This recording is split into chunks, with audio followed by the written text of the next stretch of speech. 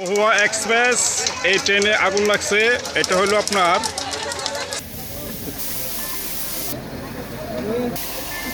আমি মহুয়া ট্রেনে আমি আজকে প্রথম আমি নেত্রকোনা যাওয়ার জন্য উদ্দেশ্যে রওনা দিয়েছিলাম। হঠাৎ করে শুনি যে চিল্লাচিল্লি শুরু হয়ে গেছে, আগুন লাগছে। মানুষ ঘোরাঘুরি করে নামলো, আমি নামে দেখলাম যে এখানে বিশাল আগুন। গাড়িটা দাঁড়ায় পড়ছে এবং রানিং মধ্যে আগুন জ্বলতেছে গভীর মাঝে। তৎক্ষণাৎ আমি ফায়ার সার্ভিসে কল দিলাম, ফায়ার সার্ভিস আসলো, এসে রানিং তৎক্ষণাৎ আগুন নিবানো হয়েছে।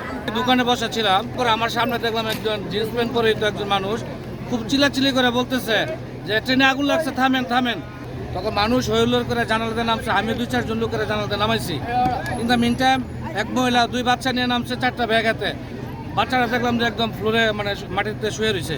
পরে হাউসিং পর্যন্ত আইসি, আবার পরে ইঞ্জিলাতে আগুন ধোয়া বাইরেতেছে।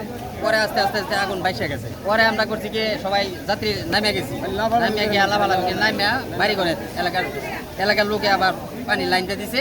অনেক চেষ্টার পরে যাত্রীর কোনো ক্ষতি হয়েছে না।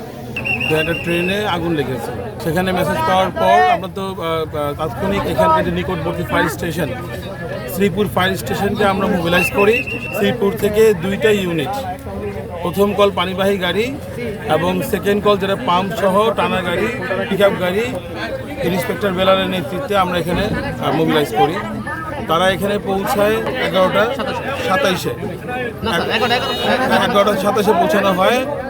এসে আগুন দেখতে পায়, আমরা তাৎক্ষণিক দ্রুত ব্যবস্থা নিয়ে 11টা 50-এর মধ্যে আগুনটাকে নিয়ন্ত্রণ করতে সক্ষম হই।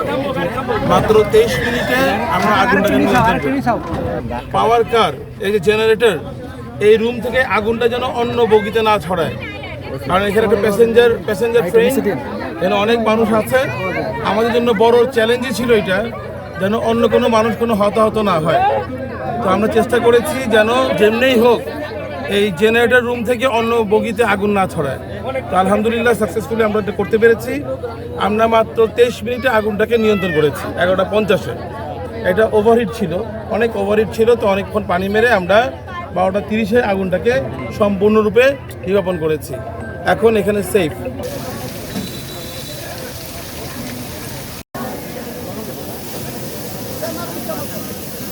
আপনারা